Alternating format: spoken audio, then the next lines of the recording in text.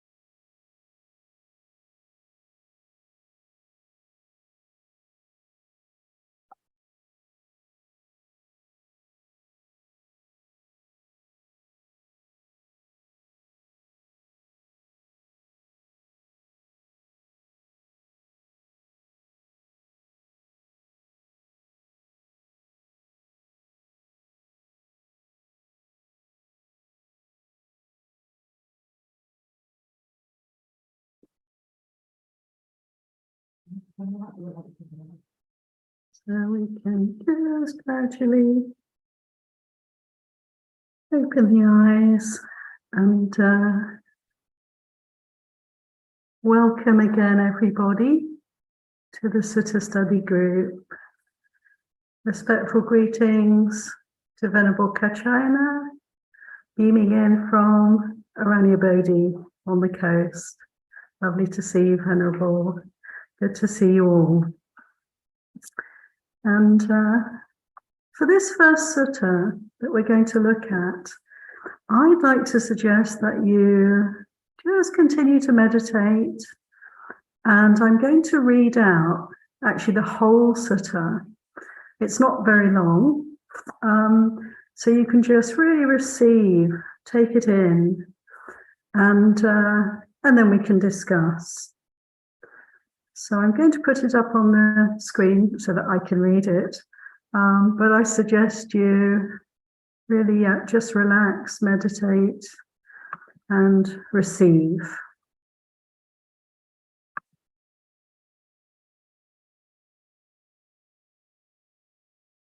So this is a sutta called Chanda Sutta, or desire, from the Satipatthanas Samyutta 47:37.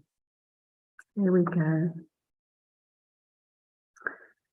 There are these 4 kinds of mindfulness meditation. What for? It's when we meditate by observing an aspect of the body, keen, aware, and mindful, rid of desire and aversion for the world. As we do so, we give up desire for the body. When desire is given up, we can realize the deathless.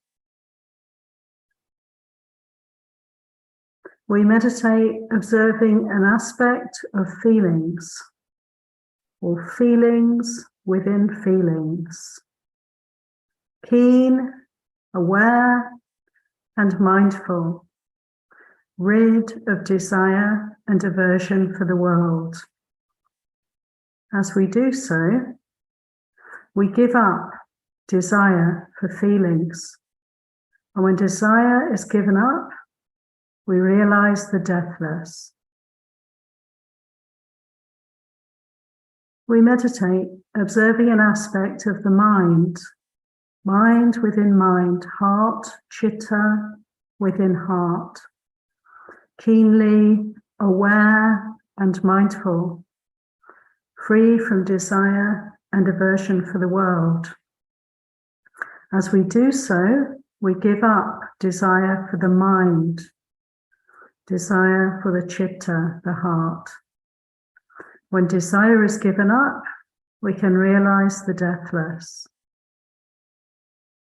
We meditate observing an aspect of Dhamma, keen, aware, and mindful, rid of desire and aversion for the world. As we do so, we give up desire for Dhamma, for principles, for phenomena, for thinking. When desire is given up, we realize the deathless. Evam. So this is the first sutta for today, Chanda Sutta. And it's interesting to note that this word chanda is not the same as the word tanha, which we would more often hear, perhaps, in relation to desire. Tanha is like craving, like sense desire. Chanda has a slightly more refined kind of flavor to it. It also covers spiritual desire, less worldly desires. So it's actually, in some senses, quite a positive quality. And so it's interesting just to note that that is the word here for desire. One gives up this chanda. So I'd like us to consider this sutta together. So the Buddha is really saying there are the four foundations, the four resorts, the four qualities of mindfulness for us, the four Satipatthanas. And if we practice the four Satipatthanas, then we will give up desire. And giving up desire is the path and leads us to the fruit, to the goal of Nibbana. How simple. It sounds so simple. It's another instance, isn't it, of how the Dharma teachings of the Buddha are very simple. The truth is very simple. And then we put it into practice and we find ourselves on a journey. And that simplicity is there for us always, but we have to kind of let go into that simplicity, don't we? We have to release a lot of complexity in order to know the simplicity of this path. So enough from me. I'd like to invite anybody to bring in questions, reflections, comments about this simple teaching around desire and the letting go of desire.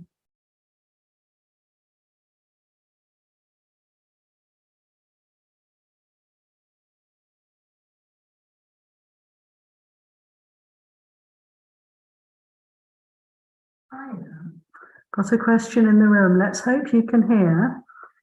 Nice, a little bit of volume. Does it mean that if my desire is to work to achieve Nibbana, that fits into this chanda? Yeah. Did you hear that question from Anagarika Patibhadar? No? Yes? No. A little bit quiet. Okay, no problem. Actually, it's a really good question. Thank you.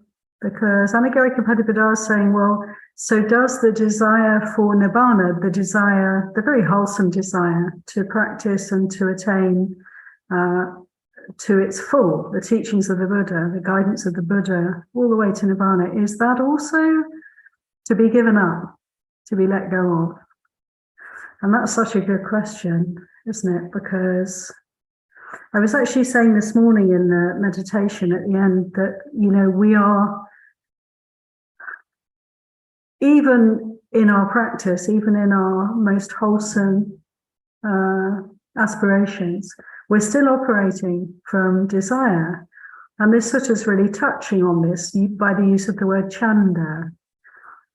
So, yes, we are, in a way, even as we walk the path, we're still swayed by desire. And ultimately, that every volition towards something in the future, something that's not here, something of an ambition, of an aspiration, is to be let go of. Including this? Including this. Anagarika Patibhadar says, yeah, I think so. I think so. What does anyone else think about this?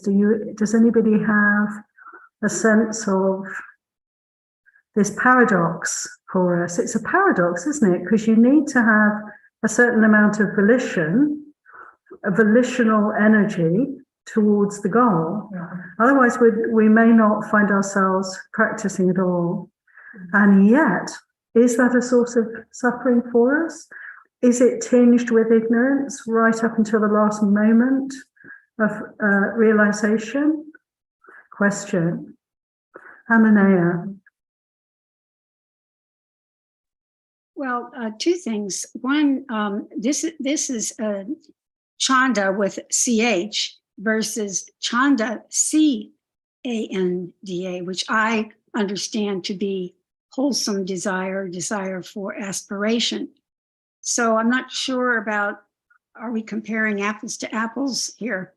With chanda with the C-H-A-N-D-A, it sounds the same, but are these the same qualities or are they different? Because Chanda with Canda is a wholesome, and you have to have that. There is no motivation as a human being unless you have desire. I mean, I've heard, talks about the Dalai Lama goes over this and many other teachers, but you have to have that. It's a wholesome desire. And at a point when we finally make it to the place of being within range or within, hair's breadth of reaching arahant status, reaching the deathless, there's going to be some small element of that, but then it's gone. I mean, it's everything's gone. There's no nothing of desire or human emotions at that point. That's a gradual letting go and release. But up until just those last moments, you're going to have some in order to keep moving along. But ultimately, it all falls away. By design, you're going to go through this, and then by design, you're going to drop it all and enter, or however we express that, realizing the deathless. Oh, dear. Thank you so much, Ananaya. Anagarika Patibadal's nodding here, like that's really making sense what you're saying, and super helpful. Actually, the CH is the Chan. It's very confusing, the Pali, because C. A and CHA both sound exactly the same as far as I know, or exactly the same. So is it Chanda or is it Chanda? With a C, the word with CANDA, actually that means something completely different, just to add to the confusion, which is moon, the moon, Chanda. But in this instance, the Chanda is with the CH, and it is desire, and it is wholesome, often. It is, the sense is it's wholesome desire. It's the desire to practice, the desire for the path. And I really feel, Ananaya, as she was speaking, you just got to the point so beautifully at the end there, which is that, yes, it's wholesome. Yes, it's valuable for us on the path. And ultimately, in the end, it all has to go. Just because there is always going to be a tinge of self in it, there's always going to be a tinge of ignorance in it, that therefore there'll always be that tinge of suffering with any volition whatsoever, any desire whatsoever. And I think this is a very subtle point that this sutta is really including. I think we move from the most gross desires, sense desires that push and pull us and sway us and cloud our minds, all the way to the most subtle letting go of that final fetter, Ananaya, that final little tiny kind of dye, the colouring of conceit, of selfhood, of the sense of something here that is walking the path. Do you know what I mean? So it goes from the most gross to the most subtle aspects of desire. Thank you very much, Ananaya. Maitri. There was a simile that came to my mind, and maybe this is related. I've heard it, I don't know where it appears, but it's a simile of a bundle of sticks, and this person wants to get across a river, and he carries a bundle of sticks, and he puts this bundle of stick under his belly, and is able to wade across the river with the bundle of sticks. And when he gets to the other side of the river, he would leave the bundle of sticks. He won't carry it on his shoulders because he's made use of it now. He would leave the bundle of sticks on the shore and then go on his way. So this, I think, related to the bundle of sticks, related to Dhamma, and that you need to hang on to it till you get there. I guess that's well said. Thank you so much, Maitri. Yeah, that beautiful simile, which helps so much in this case for us to consider. Yes, exactly. It's that which gets us across. The raft is the same, another instance of very similar story, simile from the Buddha. The raft, which is his simile for the Dhamma itself, the Dhamma, the teachings of the Buddha, the guidance of the Buddha. This raft, we use it to get across, use it to get to the other shore, to the far shore. And when we're there, of course, we put the raft down. So this is really interesting for us to consider, isn't it?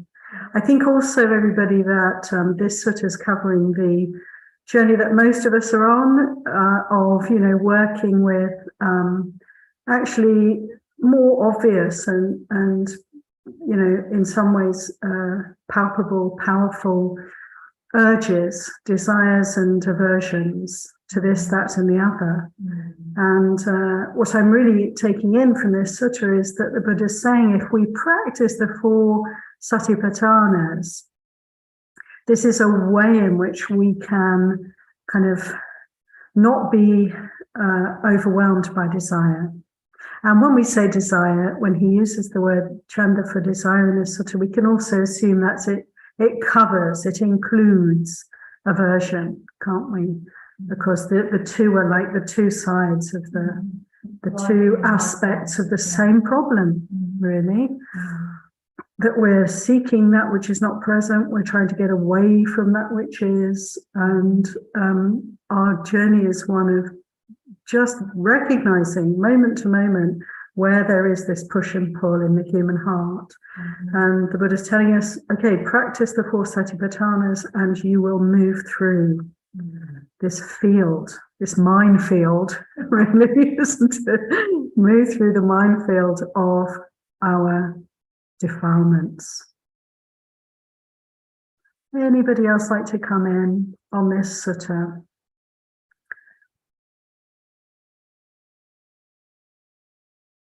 Okay, very good. Let's move on to the next sutta,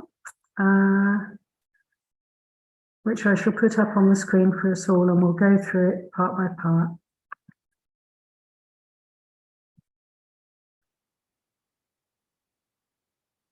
Okay, this is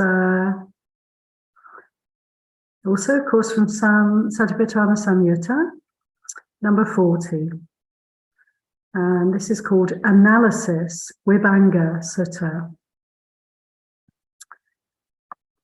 I have 2 translations of this sutta because, thinking of you, Ananaya, partly good to bring in different voices, different translators. So I'll read you also the Bhikkhu Bodhi translation, or I can tell you as we go through the differences between the 2. So we're starting off with Bhante Sujato's translation from Sutta Central. Okay, here we go. I will teach you mindfulness meditation, said the Buddha. The development of mindfulness meditation and the practice that leads to the development of mindfulness meditation. He's talking about the Satipatthanas here. Listen. And what is mindfulness meditation? What is Satipatthana? It's when a person meditates by observing an aspect of the body, keen, aware, and mindful. Atapi sampajano satima. This is the refrain you'll recognize from the Satipatthanas Sutta that we see again and again here also in the Samyutta Satipatthana. Rid of desire and aversion for the world. They meditate observing an aspect or feelings.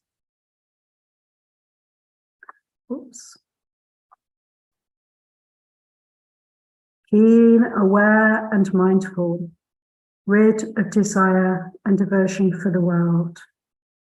They meditate observing an aspect of mind, citta. Keen, aware, and mindful, rid of desire and aversion for the world. So we can mindfully observe the mind within mind. Chitta Chittanupassi Viharati. And finally, they meditate observing an aspect of principles of Dhamma, Dhammesu Dhammanupassi Viharati, keen, aware, and mindful, rid of desire and aversion for the world. This is called mindfulness meditation, Satipatthana. And what is the development of the Satipatthana, of these practices? Satipatthana Bhavana. It's when we meditate observing the body as liable to originate, as liable to vanish, and as liable to originate and vanish. Keen, aware, and mindful, rid of desire and aversion for the world. We observe feelings as liable to arise, to pass, and to both arise and pass. Keenly aware and mindful, rid of desire and aversion for the world. We observe the mind in the same way, the chitta, and also the dhammas, the principles, the thoughts, mental phenomena, as liable to originate, as liable to vanish, and as liable to originate and vanish. Keen, aware, and mindful, rid of desire and aversion for the world. This is called the development of mindfulness meditation. So I'll stop here. So this is very interesting and helpful for us. So first the Buddha gives us the 4 Satipatthanas teaching. And let's remember, so many suttas are in this same way, are pointing out of the Satipatthanas. Well, of course, the Buddha was traveling all over what's now northern India, meeting so many different people. What we can gather from Satipatthanas Samyutta is that he was giving this teachings in so many places, to so many people at different times. It was an oft repeated teaching. So let it be something we often take in. Let it be something we often consider. Let this be our development.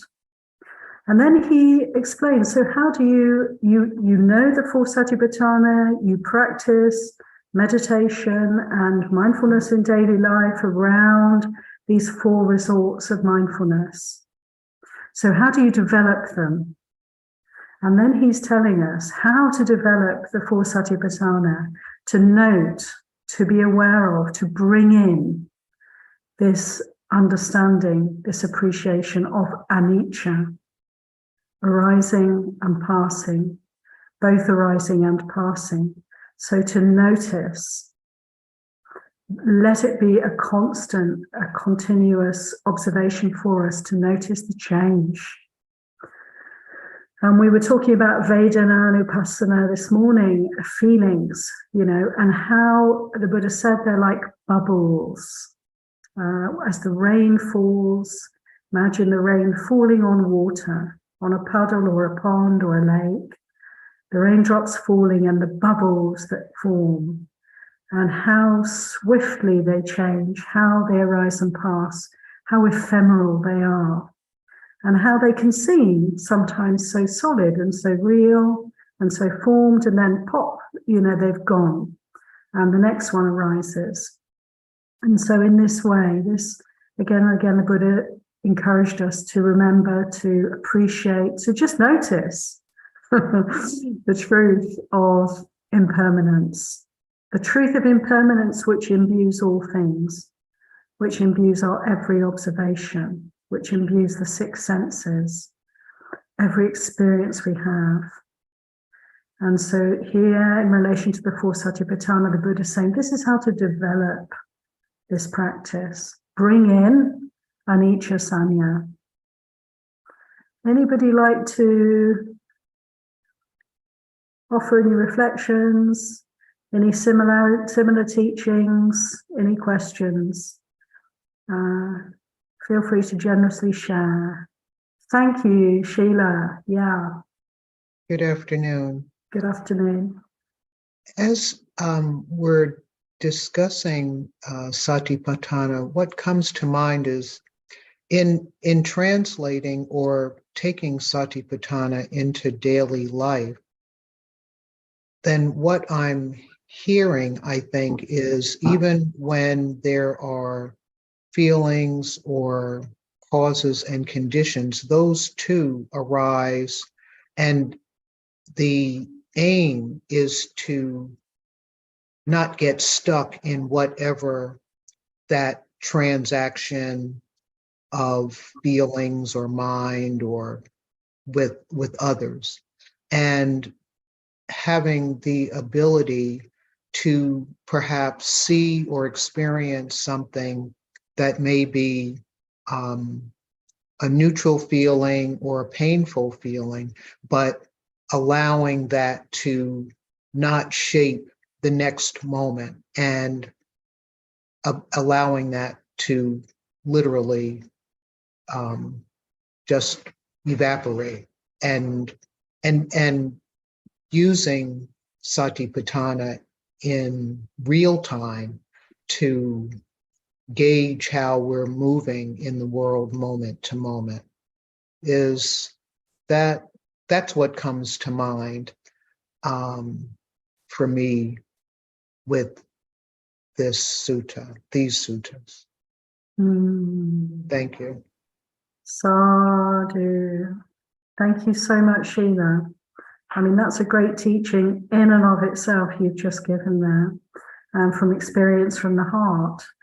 And absolutely, I mean, what you pointed to, how, you know, when we're dealing with perhaps quite powerful, quite intense feelings, say, how liable we are to hold on, make more of, and carry through to the next moment. And I find it really interesting, Sheila, that as you pointed out, we don't just do that with pleasant feelings. We can also do that with painful, feelings, mental states, emotions. We really do, don't we? I just recognize that myself, that it's surprising how we can tend to also just quite, in our conditioned way, hold on to our suffering and somehow carry it through, rather, as you said, not to let it evaporate, where truly, moment by moment, all things are arising and passing. There is that potential to fully let go. And we're learning to do that, I guess, aren't we, Sheila? And you know, this process of learning to fully let go, I guess, does involve the recognition that we're not able to fully let go, and to be okay with that, and to be patient with that until that actually changes, till the change becomes more apparent than the dukkha and carries us.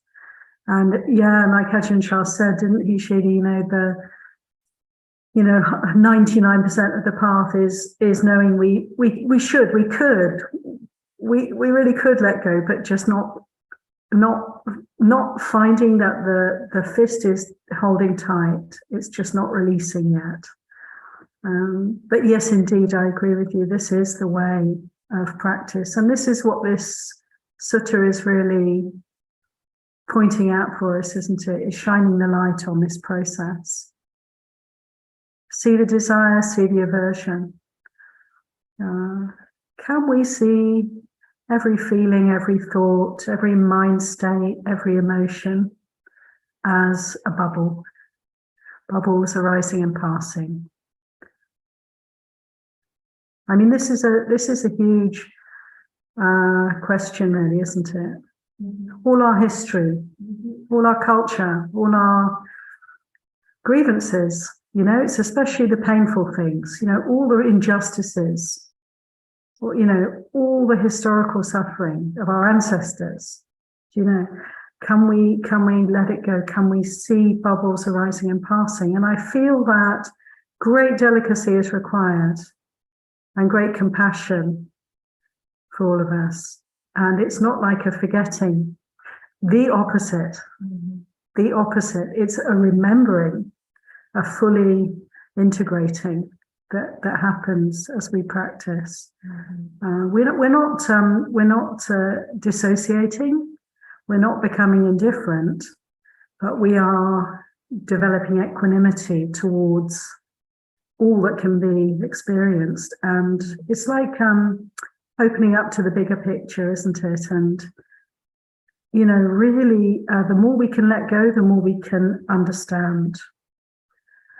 So, yeah, thank you so much. And I'm kind of referring to some conversations we've been having at the monastery as well as I'm speaking. I hope this is kind of making sense to everybody as I say these things.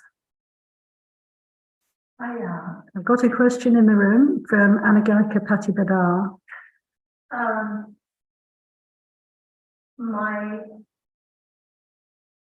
An experience that I've had is that there are billions of perspectives when anything occurs. There are billions of perspectives. And so the one we attach to and get hooked on seem to be a building block of what comes next. And so during meditation, to see that all of these books that we have created in every experience we've had, to be able to see that it was all about choice.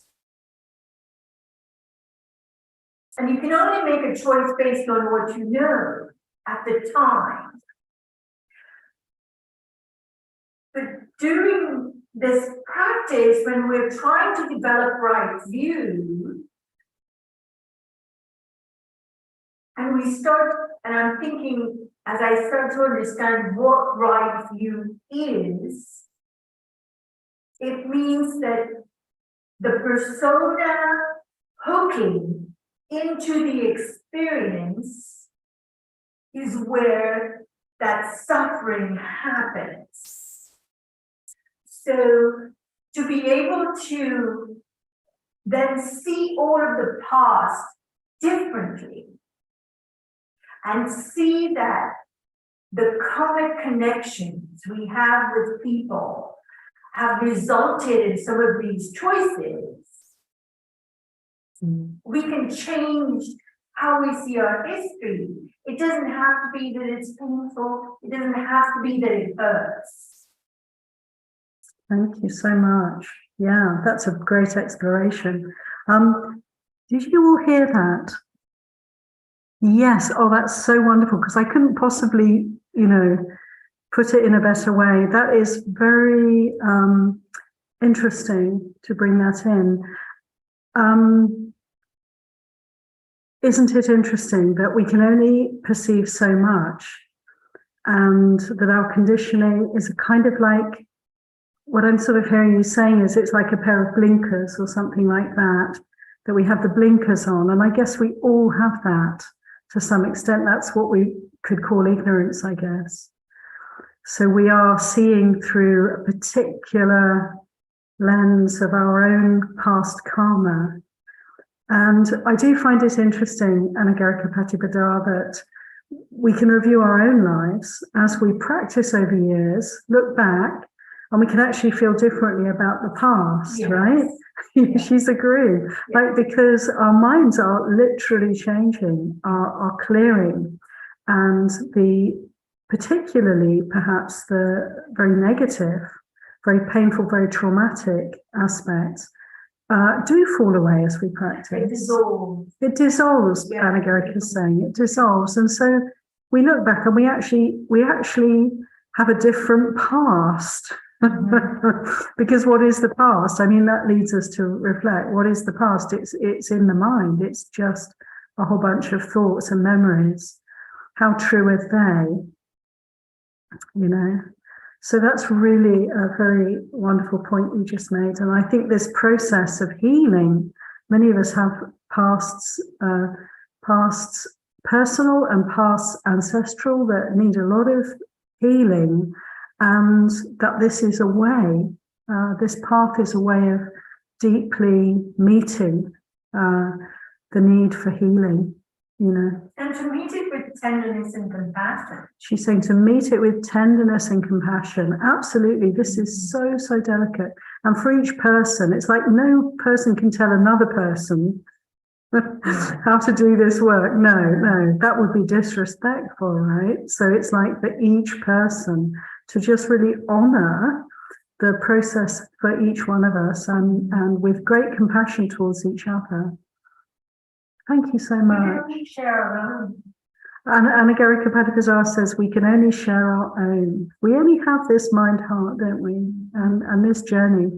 And not to feel that anything's excluded. You know, that's an important part for me. Don't feel there's anything, any aspect of our lives that's not relevant, where the practice, where the Dharma doesn't come in. You know. Thank you so much. Now, somebody had a hand up. I'm so sorry, I just missed catching that.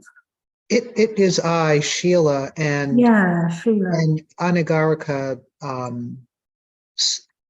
mentioned or brought in what came to me as she was sharing her reflection, and that was the anecdote to that is great compassion. And I felt compassion, and it almost like that would be the way to embrace and move through all of those conditions. And the compassion just landed in a different way for me as she spoke. So that's what I wanted to, that's all that I wanted to share. Thank you, Anagarika. And thanks from Patipada, Anagarika Patipada. Thank you for your time. Yeah, wonderful.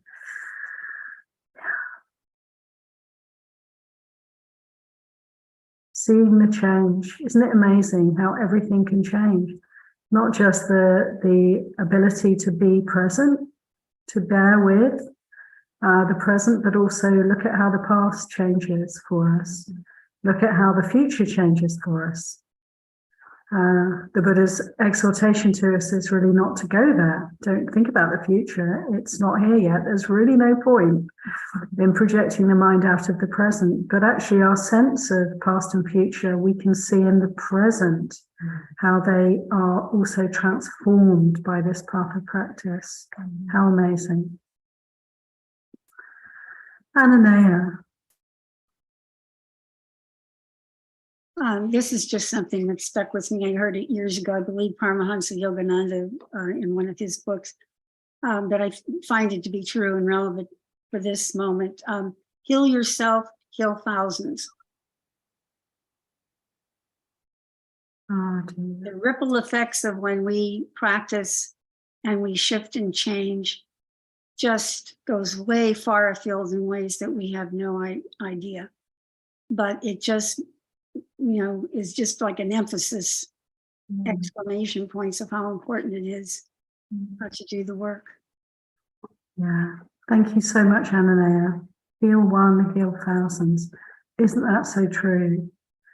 And we can appreciate that, this is the way to heal. It's like wonderful for people to be doing good work in the world and helping, and actively working for change, but also, and especially, I think the change that happens here is the springboard for that. Actually, it's the place from which we can act skillfully, peaceably, lovingly, forgivingly in the world. And it's no mean feat.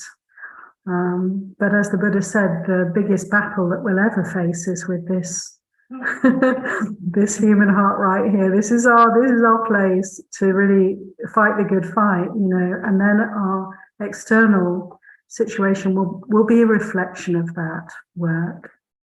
And thousands can heal, indeed. Sadhu. Anyone else like to come in before we move on to the next sutta? May I share a book? Patipada Anagarika is going to share a book with us, a recommendation. It's by Pema Chodron, and the book she actually wrote is actually called Don't bite the hook. Okay, Catchy title. that's wonderful. Thank you. I haven't read that book. Did you all hear that? Book recommendation from Anagarika Patibadar. Pema Chodron wrote a book called Don't Bite the Book. No, don't bite the book. Sorry. I didn't hear either. The title is actually Don't Bite the Hook. It's a great book. And then it's ready. Yeah. Okay. Okay, how wonderful. Let's all read that for homework, everybody. Don't bite the hook. It sounds, yeah, image of some poor fish. Us. Okay, wonderful. Would anybody else like to come in before we move forward? Yes, Cynthia. Can't find the little hand thing on here today. I don't know where it is. No, I know it's one of these dots down here, but I can't see it. I got a hand right here, which got bit by a dog, but it's way better. Oh, good. I'm glad to hear that. You've got a blue hand, but it's healing. That's great. I have a stigmata, actually. It got me like right here. So it's like for Easter, maybe it'll be done by Easter, but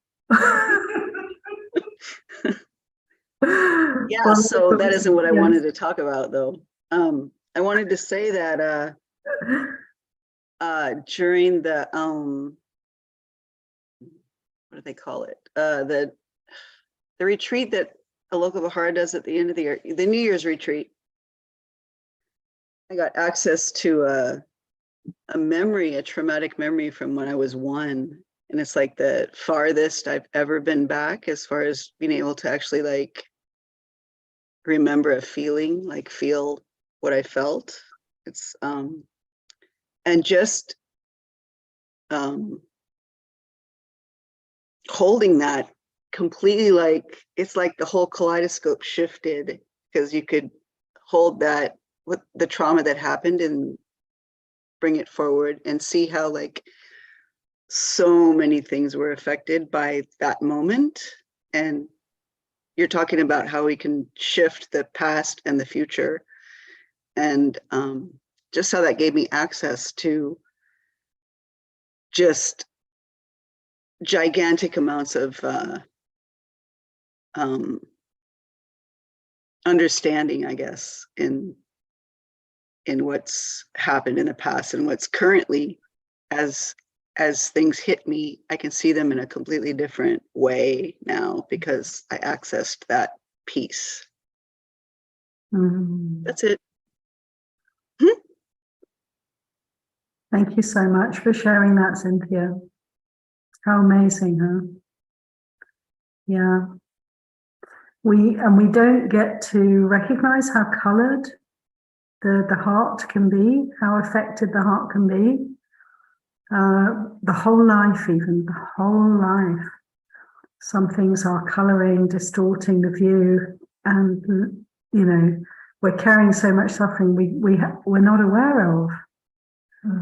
And amazing. This is the benefit, isn't it, of going on retreat, of having times to really focus on practice, like the community here on winter retreat, the New Year retreat, these opportunities to really stop and dive deeply, paying attention, and what we can move through is really wonderful, wonderful to appreciate. It can also be very poignant, can't it, Cynthia? Maybe for you in this case, and certainly I'm sure for others. For me, I can relate to how it can be very poignant as well, because we can appreciate how, well, it's a sense of like, if that hadn't happened, if that hadn't been there for me, how differently it would have been, how different my entire life would have been, because the shift can be so profound.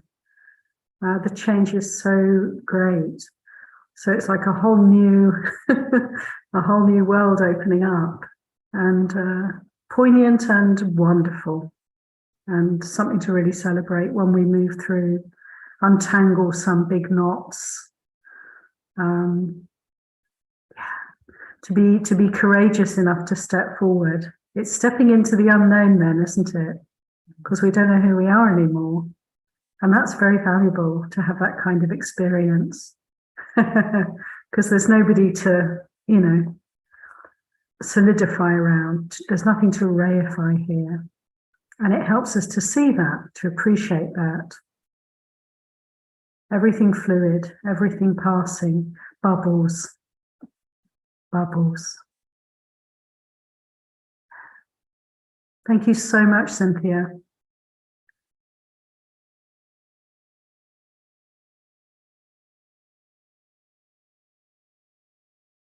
Anybody else like to come in with any reflections, sharings? It's how rich, isn't it, to hear from each other? Okay. I'd ask you to all relax and listen while I read you Bhikkhu Bodhi's translation of the very same sutta, so we can hear it again in a slightly different form.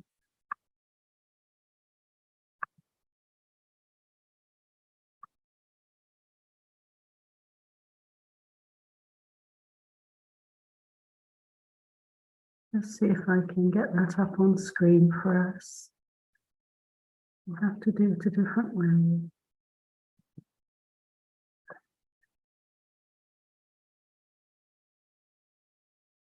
Here we go. Analysis. I will teach you the establishment of mindfulness and the development of the establishment of mindfulness, and the way leading to the development of the establishment of mindfulness. Listen to that. And what is the establishment of mindfulness? Here one dwells, contemplating the body in the body, ardent, clearly comprehending, mindful, having removed covetousness and displeasure in regard to the world.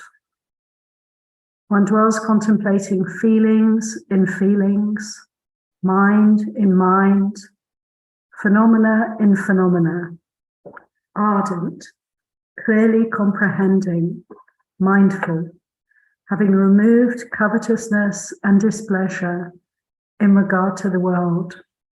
This is called the establishment of mindfulness. And what is the development of the establishment of mindfulness? Here, one dwells contemplating the nature of origination in the body, the nature of vanishing in the body. One dwells contemplating the nature of arising and passing in the body, ardent, clearly comprehending, mindful, having removed covetousness and displeasure in regard to the world. One dwells contemplating the origination in feelings, the passing of feelings, both the arising and passing of feelings. One dwells contemplating the arising of mind,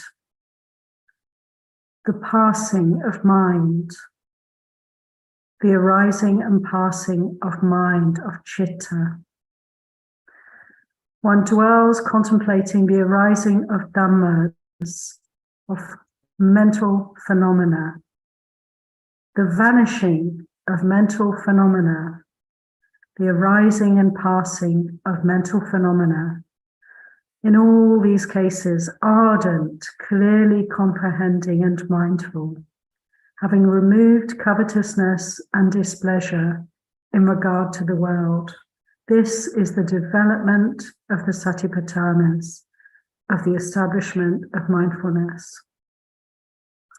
And to conclude this sutta, the last part goes like this. And what is the way leading to the development of the Satipatthanas? The way leading to the development of the Satipatthanas is this noble eightfold path. Right view, right understanding, right intention, right action, right speech, right livelihood, right mindfulness, right effort, and right concentration. This is the way leading to the development of the establishment of mindfulness. So there we have the conclusion of the sutta, bringing in the Eightfold Path. And that's really helpful for us, isn't it? To recognize that in order to practice meditation, in order to develop our appreciation of anicca in relation to the four Satipatthanas, the Eightfold Path is like our way, our access. It gives us the ability to do this work. Sila, Samadhi, Panya, developing in every respect, developing this human body, this human mind in relation to the world, Sila, wholesome action, speech, and work in the world. This is a really important thing, isn't it, for us to consider how to be effective in the world, how to work in the world harmlessly. It's a tall order in a crazy world, but this is our encouragement from the Buddha, and this really keeps us sharp. To practice Sila skillfully, one needs to be very mindful, and to practice mindfulness, one needs to have very good Sila. So the two supporting each other, encouraging each other. And then the development of meditation, right effort, right mindfulness, right concentration, the samadhi aspect of the path, and the wisdom aspect of the path. So we need right view in order to practice well, and right intention. And let's remember what right intention is. It's the intention to be harmless, to avoid any kind of harm or cruelty. Or we could say the positive aspect, to practice loving kindness and compassion, which is just really what we've been talking about. To practice kindness and compassion, and to practice renunciation, letting go. So these path factors, let's marry it all together. Bring the Eightfold Path and the four Satipatthanas and anicca, sanya, and put them all together. And that's what this sutta is doing for us. It's beautiful the way the Buddha gave so many teachings where he brings together different paradigms, and you just put them all together, boom, and you've got this extraordinary, path, map right there. And the Buddha did this actually in so many different ways. But here we have some core teachings, don't we? The Eightfold Path, anicca, sanya, perception of impermanence, remembering, bringing it in, noticing the truth of impermanence, and the four Satipatthanas practice. Fabulous sutta. Any comments, questions, reflections to conclude this particular sutta study? We have another sutta lined up. We could move into that. It's interesting, isn't it, to see the Bhikkhu Bodhi translation. There are differences, and it's really helpful. Thank you, Ananaya, for the prompt to bring in different voices, different interpretations. Not interpretations, it's just literally the language, isn't it? Can be translated in ways, different ways, and it helps us to broaden our understanding of the Pali when we tune into different translations.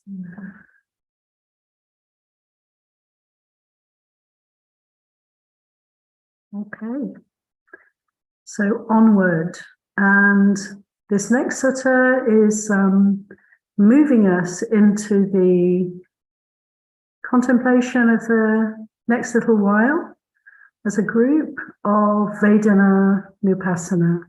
So we've spent, thus far in the winter retreat, looking at Kaya Nupassana, looking at all the teachings the Buddha gave on the first foundation, the first resort of mindfulness, Satipatthana, Kaya, the body, and we're moving into Vedana and looking at Vedana this next week or two. And this sutta is a wonderful way to move forward in studying Vedana. And it's also the last one of the Satipatthanas Samyutta I will look at with you. We'll then move across to the Vedana Samyutta, looking at the chapter on feelings. But this is the last of the Samyutta Satipatthanas. And let me bring the sutra up on the screen for us. I can't quite get to it here. I'm going to go through. It's in the chapter on the deathless, Samyutta 47:49, on feelings. Vedana Sutta. So please relax and listen with your whole body and mind to the words of the Buddha. There are these three feelings. What three? Pleasant, painful, and neutral feeling. Sukha Vedana, Dukkha Vedana, and Adukkama Sukha Vedana. Neither pleasant nor painful feeling, translated as neutral feeling. So we have these three: pleasant, painful, and neutral feeling. The four kinds of mindfulness meditation should be developed. The four Satipatthanas should be developed to completely understand these three feelings. What for? Observing the body within the body, mind within mind, dhammas within dhammas, or mental phenomena within mental phenomena, and feelings within feelings. Keen, aware, and mindful, rid of desire and aversion for the world. These four kinds of mindfulness meditation should be developed to completely understand these three feelings. Anyone? So this is very interesting. Again, a short teaching that's pointing to the importance of feeling. And interesting, isn't it, how one of the Satipatthanas, the second, is to observe feelings.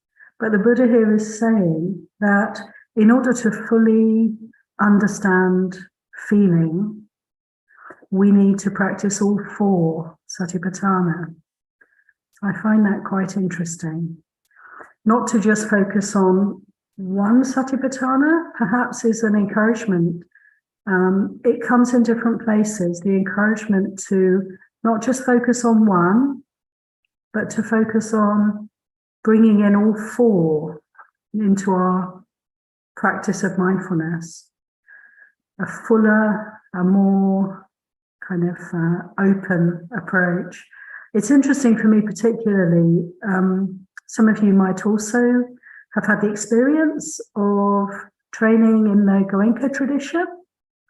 I was a Goenka student, I am a Goenka student, but I was practicing a lot of his courses for many, many years, and the emphasis there is on Vedanupassana only. But what was apparent after some time was that actually, quite naturally, practicing Vedanupassana, feeling, focusing on feelings, pleasant, painful, or neutral, as a practice, as a meditation practice, in relation to the body, body awareness.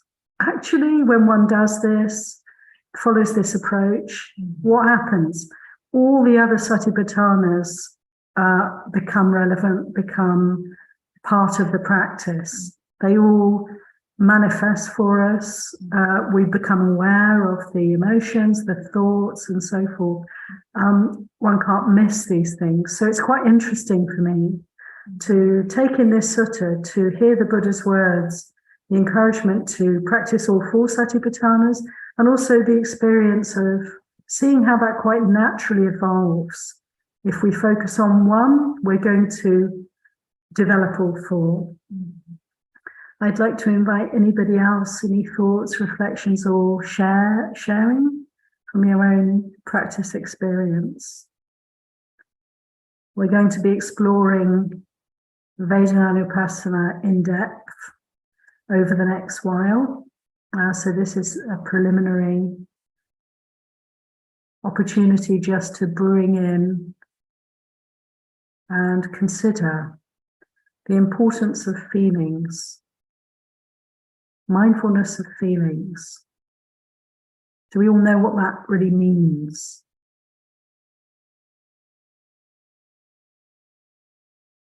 Is this something that we're all practicing with?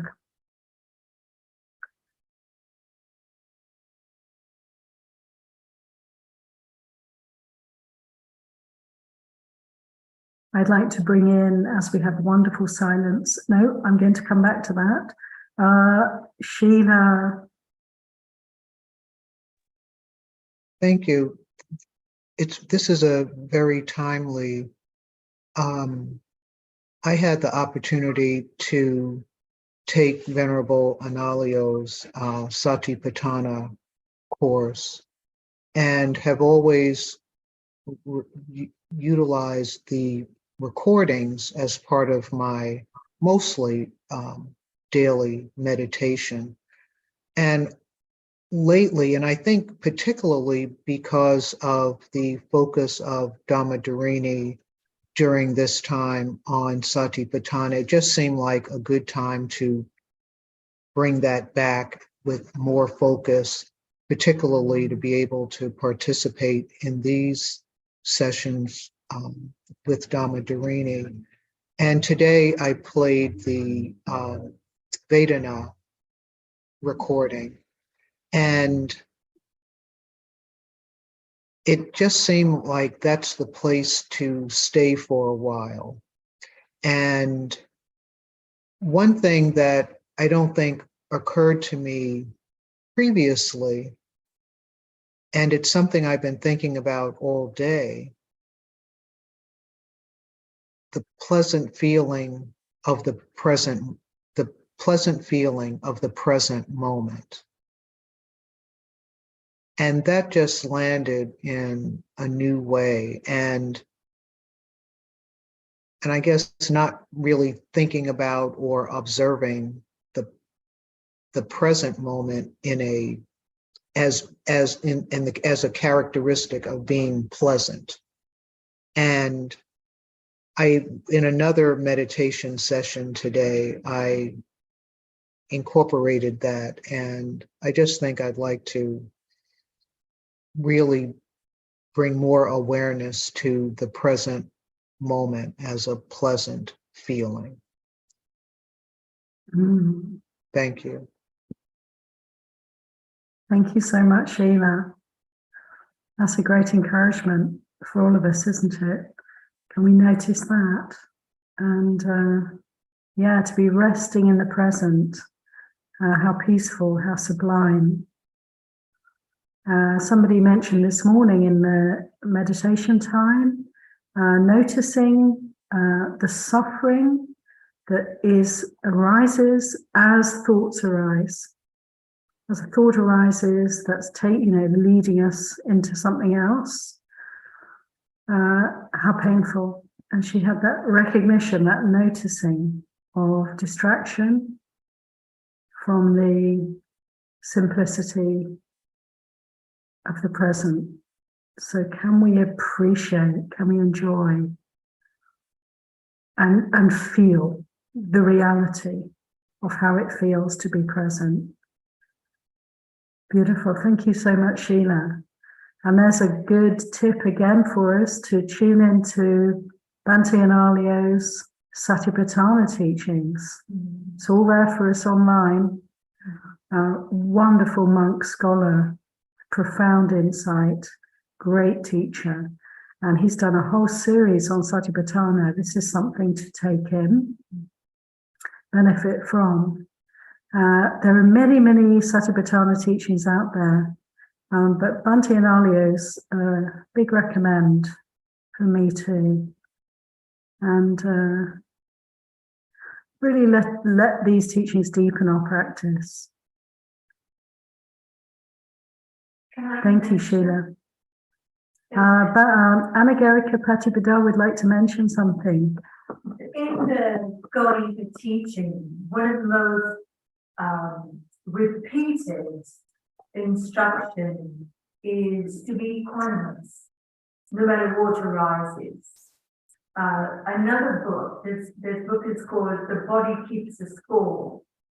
And in doing this meditation, to be able to see that memories are literally stored in the body. Mm. And as memories arise, sensations occur in different places in the body. Yeah. And so the Goenka teaching to observe the body, I can see how the others come into the Vedana. Absolutely. Yeah, thank you. Did you hear, everybody? That's great. Yes. Equanimity truly arises when we pay attention to feeling. Because we're not falling into reactivity, right? We're not following the inevitable course until we're arahants of reactivity. We're just staying with the feeling. And equanimity is the result. And also Goenkaji would encourage anicca sanya, observing the change. This was a constant refrain of his, wasn't it, as well? So huge benefit from these great teachings, this great teacher, Goenkaji. And yes, how the focus on Vedananupassana, feeling feelings, does open. How can we not be more aware of the mind and of thinking and of the body? Of course, yeah, we're going to develop that awareness. Impermanence so obvious. Patipada, did you catch it makes impermanence so obvious? Yes, it does. The bubbles, feelings which are clearly moving and changing so fast, so quickly. And as we develop our awareness of Vedana, isn't it the case that our mindfulness gets quicker and sharper? It's really remarkable how observing feelings helps us to sharpen our mindfulness, to really turn the light on, and to be present and to enjoy that presence, as Sheila said. Yeah, thank you, Anagarika Patipada. Anyone else like to come in on this topic? Yeah, Cynthia of the blue hand. It's the last of my blue tape. Have to go with a different color next time. Yeah, okay, so I wanted to say that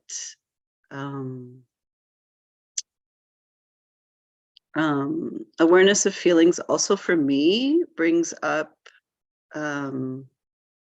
compassion and loving kindness, because I feel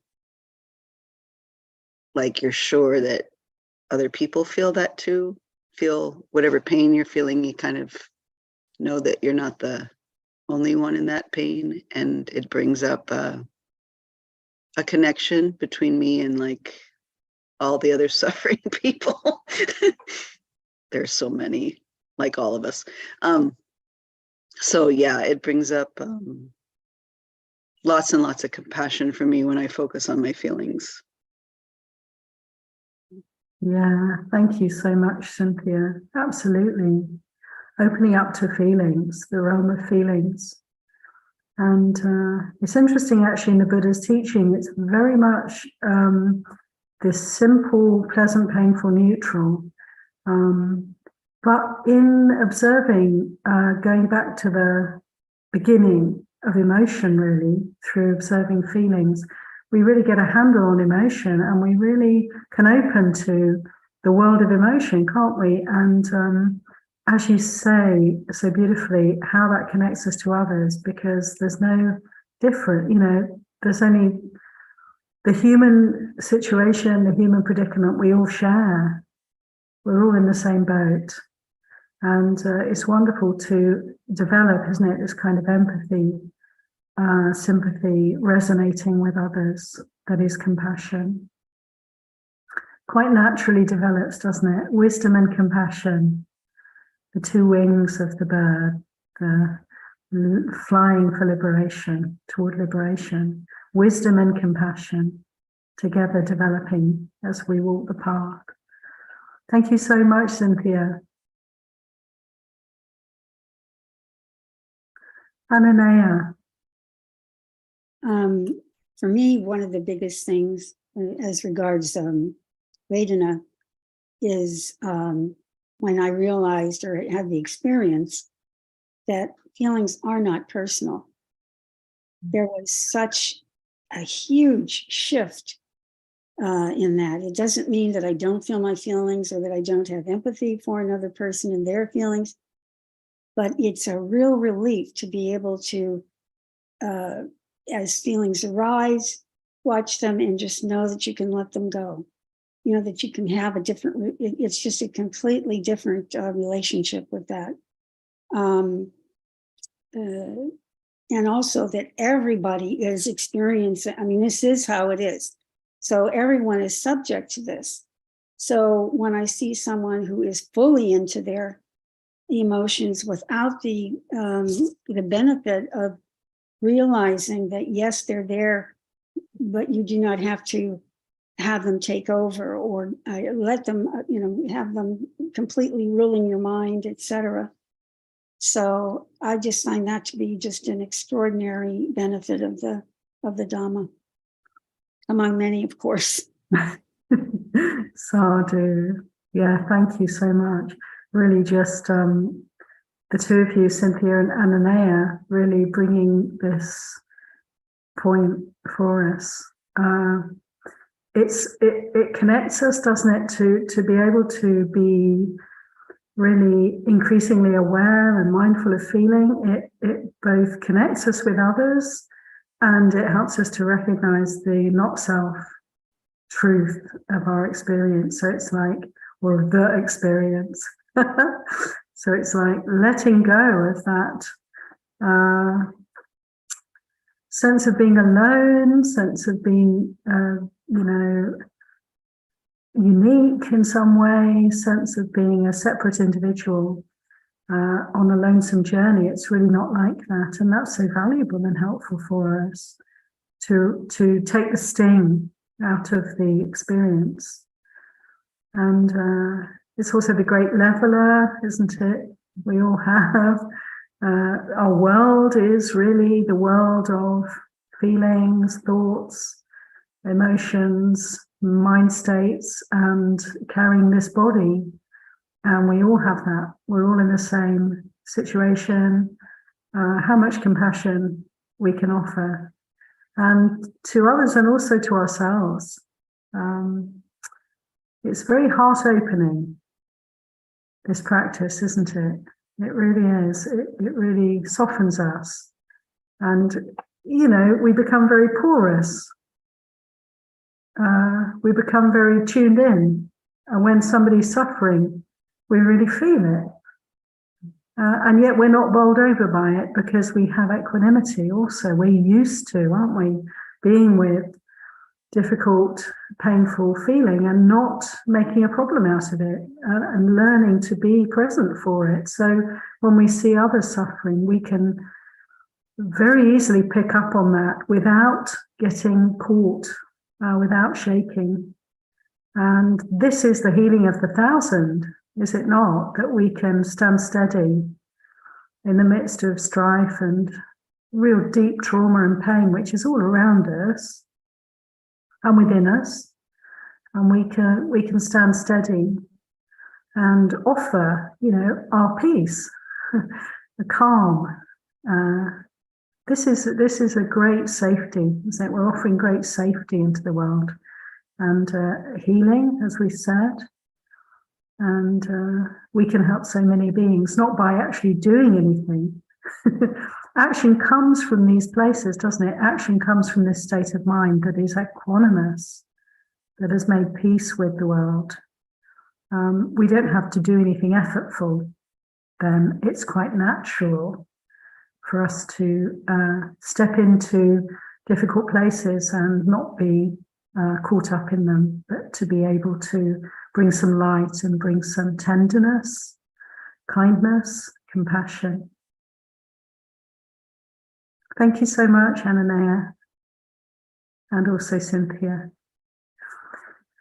So how wonderful. This has been a very touching meeting for me, and these suttas, I hope, I notice with suttas, you can always pick almost any sutta at random, quite honestly, and throw another sutta in with it and make a little group of 3, as we've done today, and see how they illuminate one another. I find that a really wonderful exercise. This divine lectio, divine reading. Read the Buddha's teachings and just see how they all integrate together. Wonderful, like a hall of mirrors that's actually reflecting back Nibbana to us. So thank you all for your kindness in being here and your wise sharing. Those who were generous enough to share, and your beautiful attention and listening, those who've quietly listened. And look forward to seeing you hopefully tonight when we have a teaching from Ayatollah on this half moon day.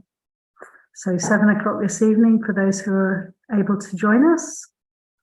And otherwise, see you next week. Thanks, everybody. Thank you. Sadhu, sadhu, sadhu.